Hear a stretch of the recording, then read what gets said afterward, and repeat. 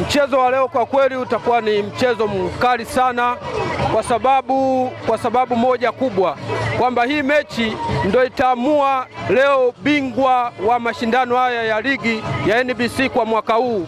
Leo ndio tutapata mwafaka wa nani ataenda kuwa bingwa wa ligi kwa mwaka huu, kwa sababu timu zote zimejiandaa vizuri, na hasa kwa sababu tumepata kidogo vionjo vidogo kwamba Yanga walikuwa wanajiamini sana kumfunga Simba, lakini mechi tuliyoishuhudia Zanzibar imetafsiri kwamba mambo hayako kama mwanzo yalivyokuwa. Sasa hivi Simba nao usajili wa dirisha dogo, wameonyesha kupata wachezaji wazuri ambao wamebadilisha kabisa namna ya uchezaji ndani ya Simba.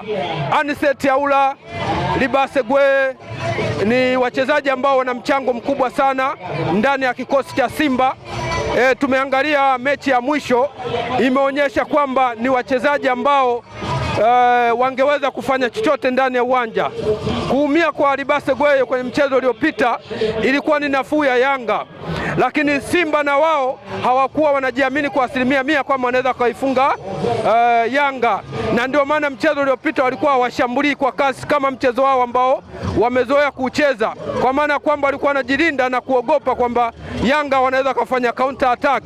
Kwa hiyo mchezo wa leo unaenda kuwa mchezo mkubwa sana, mchezo mzuri kwa sababu Simba na Yanga sasa hivi huwezi kutabiri wala huwezi kutoa uchambuzi wowote ambao unaweza ukakuonyesha kwamba ni timu gani inashinda leo, kwa sababu Simba wako vizuri, Yanga wako vizuri. Kwa hiyo kitakachotokea leo kwa mimi naiona ni mchezo ambao utaenda kutokoa matokeo ya 50-50, kwa sababu timu zote ziko vizuri.